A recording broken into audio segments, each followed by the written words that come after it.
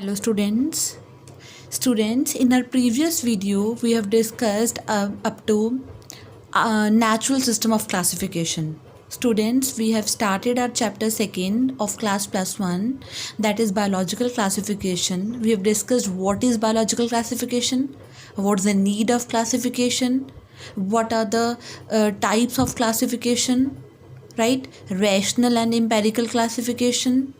Rational के आगे 3 types थी, artificial, natural and phylogenetic.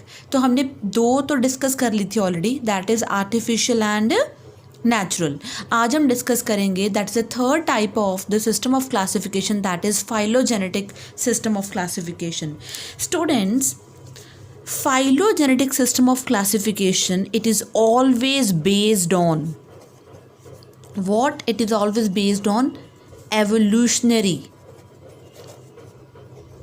relationships. Students, it is always based on evolutionary relationships. Now the question, what is evolutionary relationship? Students, you must have heard about the scientist Darwin. Darwin was a scientist who basically used evolutionary concept, right? What he said, that evolution is basically that evolution is the unrolling of the hidden potentialities. Evolution means a change with the time, right? तो उनका ancestor कौन है, उनका evolution कहाँ से हुआ है, उनका कॉमन एंसेस्टर कौन है.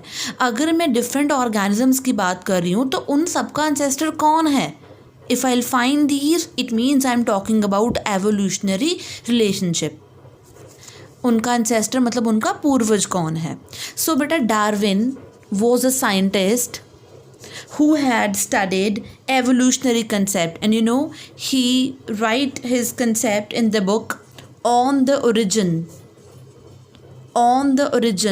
of species, by means of natural selection. And according to him कि जो species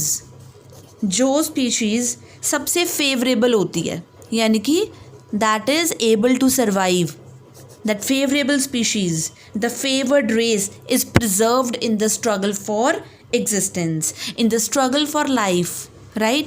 So favorable species or race will survive or will preserve in the struggle for life. So we were discussing about phylogenetic system of classification, and we know that in phylogenetic system of classification we mainly put stress on evolution relationship. Means we are putting stress on the ancestor, that कि इन सबका ancestor कौन है, इनकी evolution कहाँ से हुई है. And evolution study करें और डार्विन की बात ना करें, ये नहीं हो सकता. Darwin is basically was the one who had studied evolutionary concept of the species, right? What he said that he wrote his concept in the book, that is the origin on the origin of species by the means of natural selection. और उसके accordingly जो individual, जो race जिसके पास favourable variations होती हैं, good variations होती हैं, दैट is better adapted and will survive in the struggle for life, right? And students, first phylogenetic system was given by 2 scientists. Their name is Engler and Parental. See, Engler and Parental, right, in the year 1887 to 99. So they developed the phylogenetic system of classification, right? Engler and Parental. But later on, Engler and Parental's phylogenetic system was modified, right? It was modified by 2 scientists, Hutchinson and Takhtajan.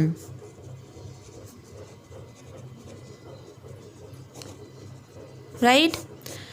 So first phylogenetic system was given by scientist Engler and Parental, but later on it was improved by two scientists Hutchinson and Takhtajan, right? Students in phylogenetic system by Engler and Parental, what they said that monocots were more primitive, कि वो कम advance हैं, more primitive to dicots, right. Similarly उन्होंने एक चीज़ और बताई कि जिन फ्लावर्स में जस्ट वन वर्ल होता है, the flowers which have just one whorl you know ना, जैसे पैटल्स, सेपल्स, एंड्रोशियम, गाइनोशियम, इनको हम वर्ल्स बोलते हैं, चारों वर्ल्स फ्लावर के. तो उसने कहा जिसके पास जस्ट वन वर्ल होता है और जो यूनिसेक्सुअल होता है, मतलब जिस फ्लावर में एक ही सेक्स होता है, आइदर मेल और फीमेल. और उसने एक चीज़ और कही, जो विंड पॉलिनेटेड होते हैं, जिनकी पॉलिनेशन विंड के थ्रू होती है, they are primitive. Then the one which are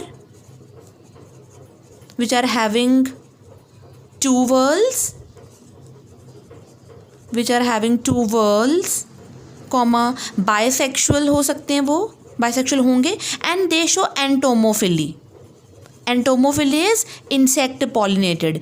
तो फर्स्ट फाइलोजेनेटिक सिस्टम जो था वो एंगलर एंड पेरेंटल ने दिया था, और उन्होंने बताया था कि जो मोनोकॉट्स हैं वो ज़्यादा प्रिमिटिव हैं एज़ कम्पेयर टू डाइकॉट्स, और जो फ्लावर जिनके पास एक ही वर्ल होता है, जो यूनिसेक्सुअल होते हैं, मतलब जिनमें एक ही सेक्स होता है और विंड पॉलिनेटेड होते हैं, वो प्रिमिटिव होते हैं, वो लेस एडवांस होते हैं as compare to the flowers with two whorls, bisexual and which show entomophily.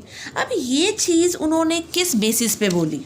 ये सारी चीज़ जो है उन्होंने बोली है किसके बेसिस पे? Just on the basis of fossil record. Students, हमारे पास सिर्फ एक ही वे होता है फाइलोजेनेटिक स्टडी करने का, that is the fossil record. Because students we know that हम इसमें एंसेस्ट्रल स्टडी पढ़ रहे हैं, तो एंसेस्टर्स तो अब अवेलेबल नहीं होंगे, तो उनको स्टडी करने के लिए हमें किसकी स्टडी करनी पड़ेगी? फॉसिल्स की. So the only source to study phylogenetic relationship is the fossil study or fossil record, we can say, right?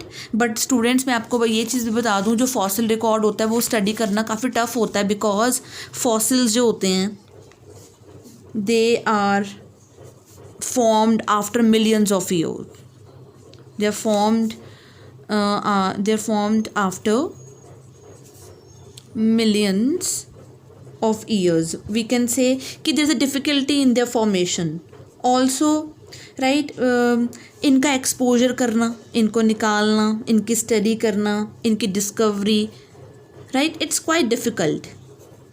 So we can say, however, we can say the fossil record जो है it's never complete. हमेशा हमें complete record नहीं मिलता, because एक तो ये बनते बहुत लेट हैं, एक्सपोजर बड़ा डिफ़िकल्टी से होता है इनका और इनकी discovery, right?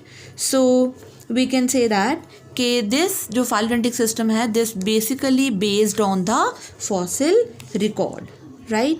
So what we are studying just the primitive characters that are found in the ancestors. So this is true because we know that students, हमें पता है कि जो fossils हैं, right, उनमें जो वेरिएशंस आई होंगी, जो चेंजेस आई होंगी, राइट, उन्हीं चेंजेस के कारण ही तो क्या हुई है बेटा? एवोल्यूशन हुई है.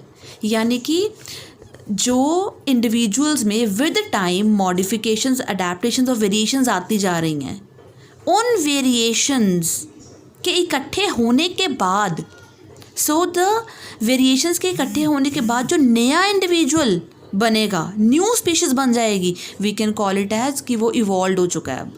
सो evolution means to unroll. Unroll क्या होता है? खोलना किसी चीज़ को, रोल को खोलना. जो पहले रोल हो चुका था, क्या थी वो रोल? हो के variations, right? Unroll the hidden potentialities. What? Hidden potentialities, right.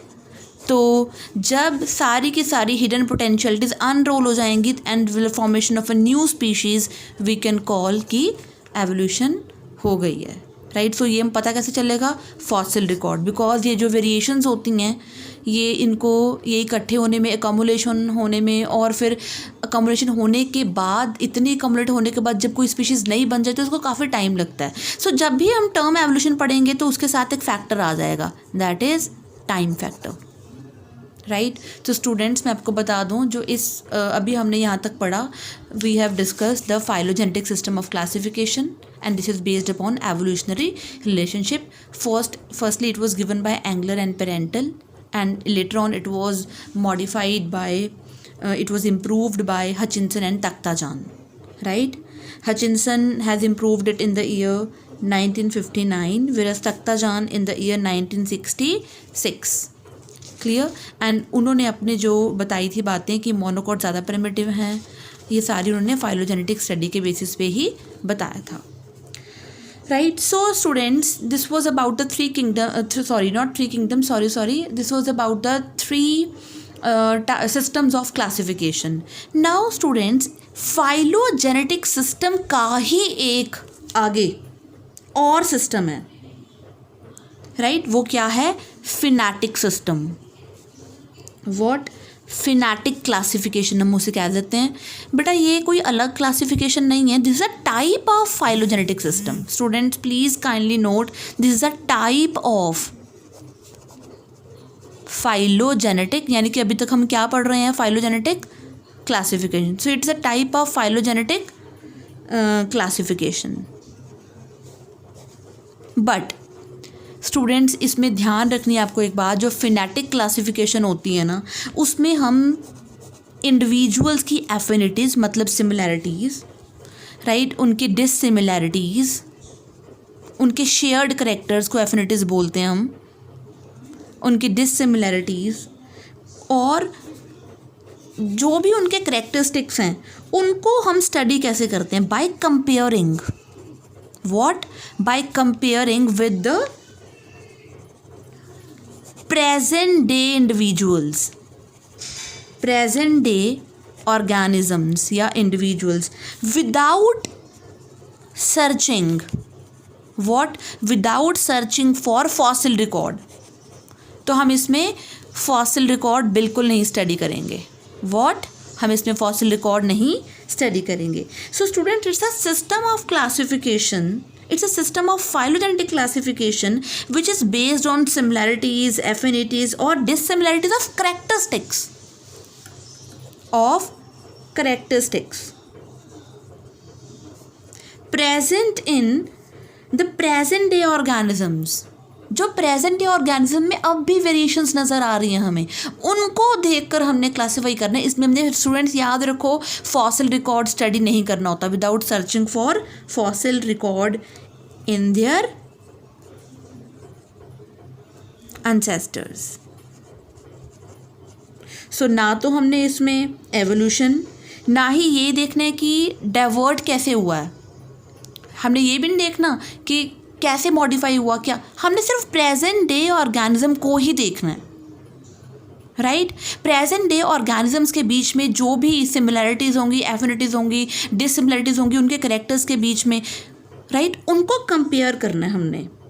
But इसमें हमने कोई एवोल्यूशन नहीं, और ना ही हमने इसमें डाइवर्सिफिकेशन देखनी है कि उनके करेक्टर्स कितने चेंज हो गए हैं फ्रॉम द फॉसिल एंसेस्टर्स। तो हमने विदाउट फॉसिल रिकॉर्ड स्टडी करना होता है, राइट। और जो क्लासिफिकेशन है, ये वाली फिनेटिक क्लासिफिकेशन, वो अपने एविडेंसेस को 4 मेन ब्रांचेस ऑफ टेक्सोनॉमी से लेती है। सो द एविडेंसेस, तो देखो अगर फॉसिल रिकॉर्ड से नहीं आ रहे तो इसके एविडेंसेस कहाँ से आएंगे, the evidences have been got from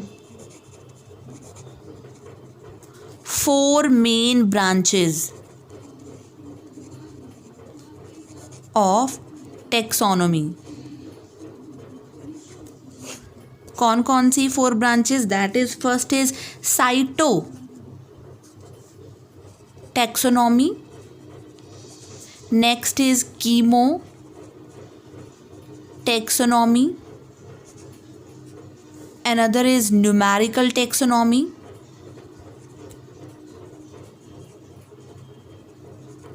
and the next one, last one, is the cladistic taxonomy.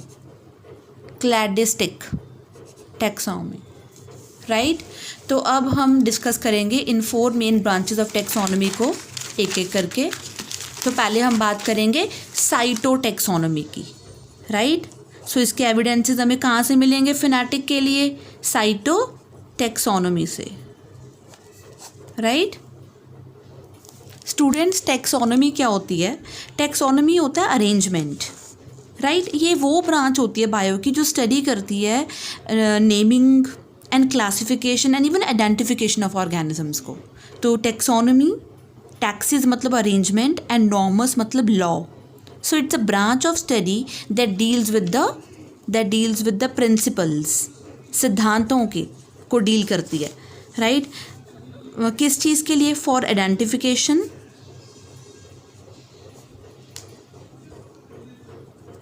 For classification and for nomenclature, मतलब नेम देने के लिए, नॉमनक्लेचर।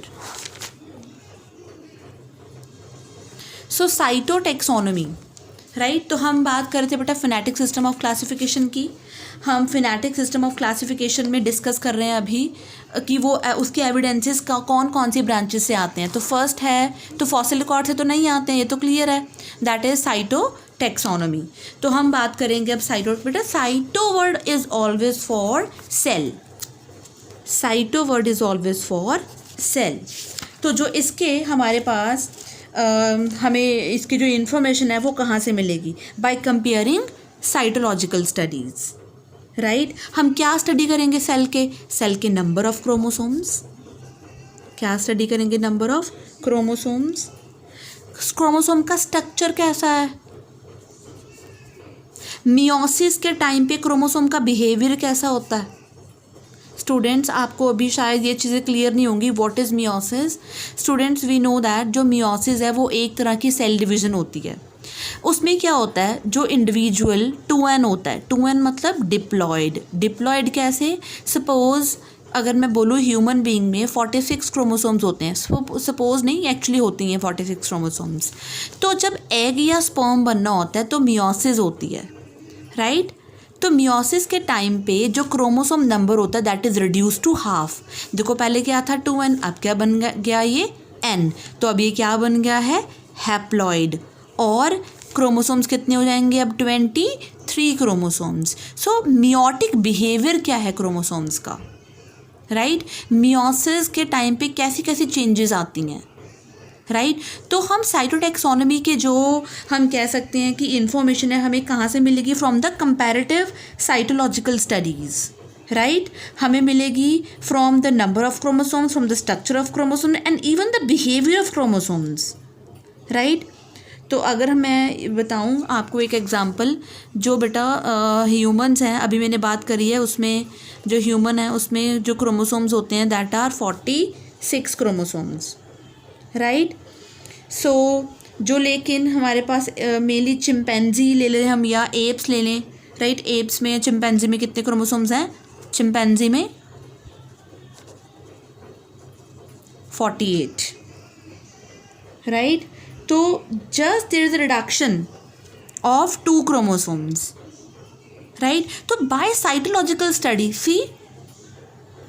सिर्फ 2 ही क्रोमोसोम का फ़र्क है। And yes we have been evolve from the apes, ape like ancestor, right. हम एप लाइक एंसेस्टर से ही इवॉल्व हुए हैं, उनसे ही बने हैं।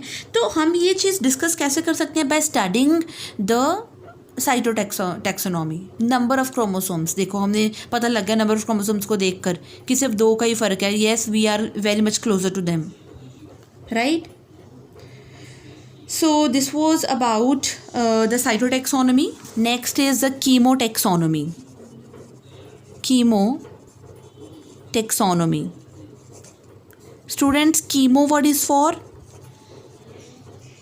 chemical, और टेक्सोनॉमी में आपको पहले से ही बता चुकी हूँ, that is taxonomy is a branch of biology that deals with the study of principles for identification, for classification, even for the nomenclature, right. इसको हम एक और नाम से भी जानते हैं, दैट इज़ बायोकेमिकल सिस्टेमैटिक्स, बायोकेमिकल सिस्टेमैटिक्स। तो ये वो सिस्टम ऑफ क्लास, ये वो हम कह सकते हैं सिस्टम ऑफ क्लासिफिकेशन है जो किस पे बेस्ड होगा, on the basis of various chemicals that are the constituents of the cell, right. जो सेल के अंदर हमें वेरियस केमिकल कॉन्स्टिट्यूएंट्स मिलते हैं, उनकी कंपैरेटिव स्टडी करके, जो लिविंग प्रेजेंट डे ऑर्गेनिज्म में हैं उनकी ही स्टडी करके, कंपैरिजन करके, उनके सिमिलैरिटीज़ और डिससिमिलैरिटीज़, उनके करैक्टरिस्टिक्स के बीच में डिफरेंसेस को देखने के बाद या सिमिलैरिटीज़ को देखने के बाद हम ये देखें कि हम में क्या क्या फीचर्स कॉमन हैं, राइट। तो वो केमिकल्स क्या क्या हो सकते हैं, like amino acids, we know that बेटा amino acids they are group together to form proteins. तो वो केमिकल हो सकता है अमीनो एसिड्स को स्टडी करें, प्रोटीन्स को स्टडी करें। हम इसमें डीएनए की सीक्वेंस को भी स्टडी करते हैं, डीएनए सीक्वेंस को, some crystals like calcium oxalate के क्रिस्टल्स अगर सेल में हो तो, राइट। इसके अलावा some kinds of pigments, right, like betacyanin pigment,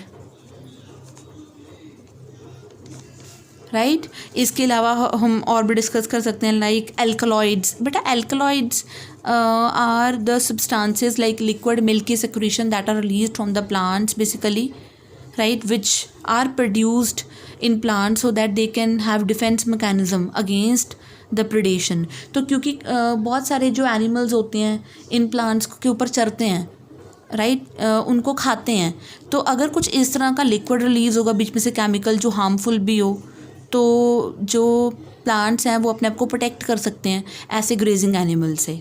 तो सी इतने तरह के केमिकल्स, राइट। तो हम इनकी स्टडी करने के बाद, राइट, हम ये देख सकते हैं कि इनकी हम कंपैरेटिव स्टडी कर सकते हैं। तो हम इसमें कोई फॉसिल रिकॉर्ड नहीं पढ़ रहे, देखो, we are comparing the present day, the changes in the present day individuals, right. So अगर मैं एग्जांपल लूँ यहाँ पे, हमारे पास एक एग्जांपल है क्रिस्टल की, दैट इज़ कैल्शियम ऑक्सलेट। बेटा जो कैल्शियम ऑक्सलेट के क्रिस्टल्स होते हैं ना, उनको हम एक नाम से जानते हैं, दैट आर रैफिड्स, राइट। और ये सिर्फ और सिर्फ 35 फैमिलीज़ में ही मिलते हैं, 35 फैमिलीज़ ऑफ प्लांट्स।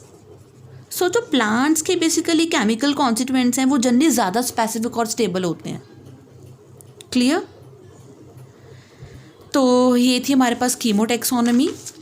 तो अभी हमने सिर्फ एविडेंसेस लिए हैं फ्रॉम द 2 टेक्सोनॉमीज़। एक तो हमने बात करी थी साइटोटेक्सोनॉमी की, एक हमने बात करी अभी कीमोटेक्सोनॉमी की। अब हम डिस्कस करेंगे न्यूमेरिकल टेक्सोनॉमी की, third numerical, students, numerical taxonomy.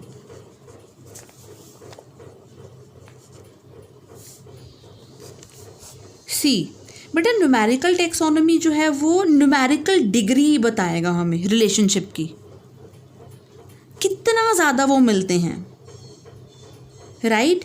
पहली बात इसमें हम करेंगे क्या, ध्यान से सुनना स्टूडेंट्स। बेटा ये जो टेक्सोनॉमी है ये किस पे बेस्ड है, दैट इवैल्यूएट्स, ये क्या इवैल्यूएट करती है, ये इवैल्यूएट करेगी रिजेम्बलेंसेस एंड डिफरेंसेस। इवन ये क्या और देखेगी, प्रिमिटिवनेस और advancement, but through statistical method, statistical methods. तो इसमें हम करेंगे क्या बेटा, पहले बात तो इसमें बहुत लार्ज नंबर ऑफ करैक्टर्स को स्टडी करा जाता है, large number of characters. Suppose करो मेरे पास 100 करैक्टर्स मैंने चूज़ कर लिए, 100 करैक्टर्स सपोज कर लो। जैसे मैंने एक प्लांट का सीड की शेप, सीड का साइज़, फ्रूट का साइज़, फ्रूट की शेप, रूट की टाइप, रूट की एनाटॉमी, स्टेम की एनाटॉमी, स्टेम के सेल्स की कॉम्पोजिशन, मैंने फ्लावर के पेटल्स का नंबर, सेपल्स का नंबर, स्टेमन्स का नंबर, ओव्यूल्स का नंबर, ओव्यूल्स की अरेंजमेंट, ओवरी की पोजीशन, इतने नंबर ऑफ करेक्टर्स को सपोज मैंने एक साइड लिख लिया. Suppose I have noted the characters. Suppose ये देखो मैं लिख रही हूँ यहाँ पे करेक्टर्स है मेरे पास. सपोज मैं 2 या 3 लिख रही हूँ यहाँ पे, तो नंबर ऑफ तो नहीं लूँगी. Like suppose I am talking about number of ovules. Ovule पता ना आपको, ovule is found in the ovary of the flower. Ovule after fertilization क्या बन जाता होता है बेटा, सीड बन जाता है. या अब हम एक एग्जांपल ले रहे हैं, ओवरी की पोजीशन. एक मैं ले रही हूँ सपोज यहाँ पे एक ले सकते हैं हम नंबर ऑफ स्टेमन्स, राइट. तो सपोज मैंने करेक्टर्स ले लिए हैं, large number of characters from the all disciplines of mostly bio के जितने भी मेरे पास जितने भी हम डिस्कस कर सकते हैं कि ओव्यूल्स इतने होते हैं, ओवरी की पोजीशन ये है, स्टेमन्स इतने हैं, स्टेमन की शेप क्या है, अंदर कितने सैक हैं स्टेमन के अंदर, पॉलन ग्रेन्स का नंबर कितना है. तो सारी चीज़ें सारे करेक्टर्स हमने नोट कर लिए और उसके बाद हमने उसको एक नंबर असाइन कर दिया. देखो नंबर 1 2 3 असाइन कर दिया नंबर, राइट. और हम अब क्या करेंगे, सपोज मेरे पास 2 प्लांट्स हैं, एक रोज़ का प्लांट है, एक मेरे पास है क्राइजेंथेमम है मान लो, राइट. तो यहाँ पे अगर बोलूँ नंबर ऑफ ओव्यूल्स, सपोज मैंने लिया हुआ है number of ovules more than 5. Suppose ये मेरा करेक्टर है मोर देन 5, तो वो प्लांट रोज़ में है कि नहीं, अगर है तो प्लस साइन आएगा, अगर नहीं, अगर सपोज क्राइजेंथेमम में नहीं है तो क्या आएगा, माइनस साइन. अगर डाटा अवेलेबल नहीं होगा तो क्या आएगा, साइन थीटा, राइट. अगर हमारे पास डाटा अवेलेबल ही ना हो तो क्या साइन आएगा स्टूडेंट्स, अगर डाटा अनअवेलेबल हो तो साइन आएगा थीटा, राइट. तो हम ऐसे प्लस माइनस साइंस लगा के मे बी प्लस, है ना. तो हम क्या करेंगे, एक स्टैटिस्टिकल मैथड, हम एक डाटा तैयार कर लेंगे बट कंप्यूटर की एनालिसिस से, बिकॉज इतने सारे करेक्टर्स को एक टाइम पे स्टडी करना काफ़ी मुश्किल होगा किस में है. तो हम एक डाटा तैयार कर लेंगे कि कितने करेक्टर्स जो हैं उसमें मिल रहे थे आपस में या मैच नहीं कर रहे हैं. तो हमें एक न्यूमेरिकल डिग्री मिल जाएगी. अब न्यूमेरिकल डिग्री पता चलेगी इस कि इन दोनों के आपस में 20 करेक्टर्स मिलते हैं या 30 मिलते हैं या 40 मिलते हैं, तो हमें क्या मिल जाएगी, we have got a numerical degree of relationship, right, among the individuals. Clear. But students please notice that कि इसकी जो इफ़ेक्टिवनेस है इस मेथड की वो किस पे डिपेंड करेगी बेटा, जजमेंट.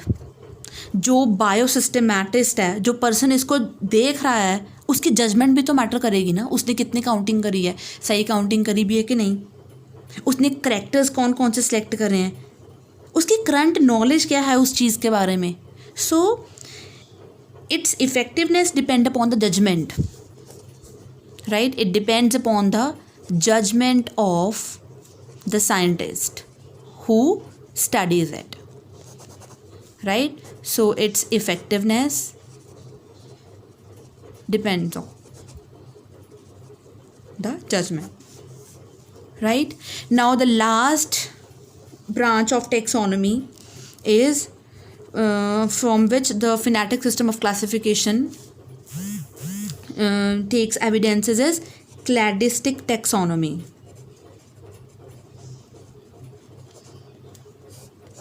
बेटा क्लैडिस्टिक टैक्सोनॉमी क्या है. नाउ हम ये कह सकते हैं it searches similarity due to common phylogeny. अब देखो इसमें क्या, इसमें 2 तरह के करेक्टर्स देखे जाएंगे. एक तो एंसेस्ट्रल करेक्टर, एक देखा जाएगा इसमें डिराइव्ड करेक्टर. इसमें 2 तरह के करेक्टर्स देखे जाएंगे, एक तो एंसेस्ट्रल करेक्टर और एक डिराइव्ड करेक्टर. जो एंसेस्ट्रल करेक्टर होगा that is the basic body design, basic body design जो एक बहुत बड़ा ग्रुप, इंटायर ग्रुप में होगा ही होगा.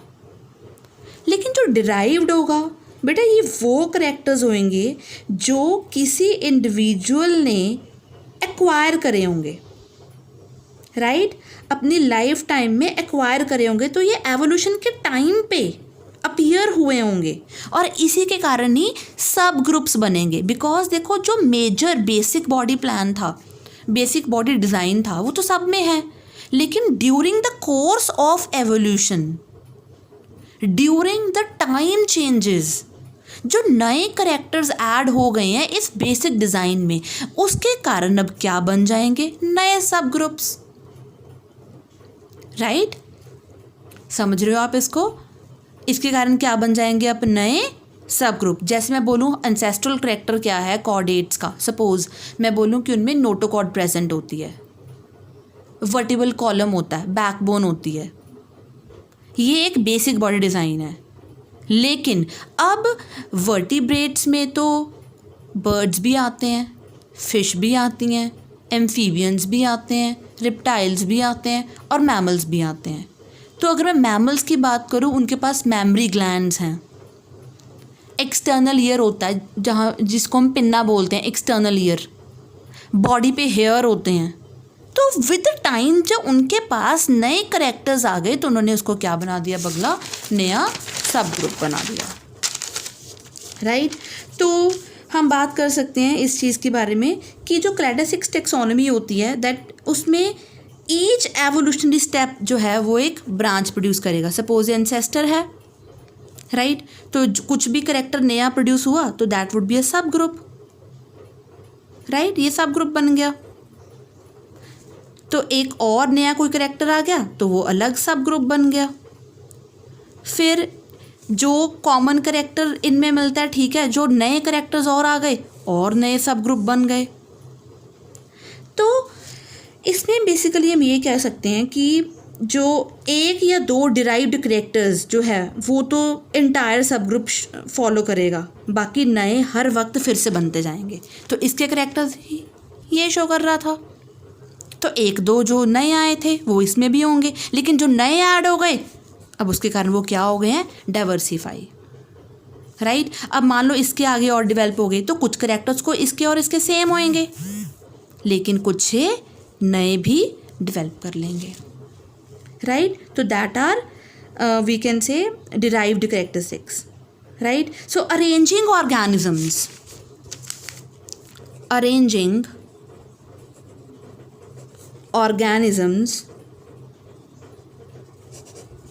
on the basis of shared, similar और derived character देखना है हमें।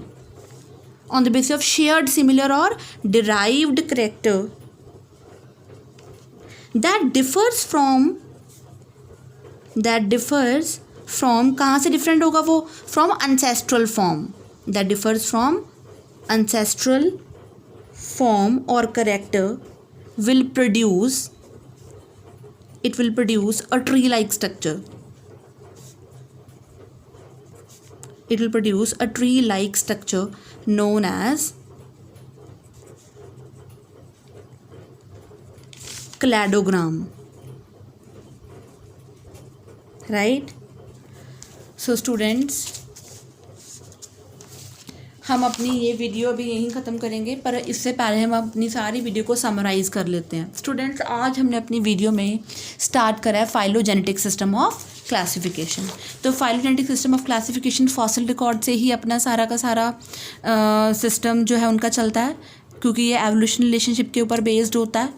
और हम बात कर रहे थे, पहला फाइलोजेनेटिक सिस्टम दिया था 2 साइंटिस्ट एंगलर एंड पेरेंटल ने, और इसको देन इम्प्रूव करा था हचिंसन एंड तख्ताजान ने। और इन्होंने ये बताया था कि जो मोनोकॉट्स है वो primitive as compare to dicots, यानी कि ये सारा का सारा जो अपना सिस्टम है that is the based system on the fossil records. लेकिन बेटा फॉसिल्स जो है उनको हम थोड़ा स्टडी करना कैसे मुश्किल होता है, because they take millions of years to be formed.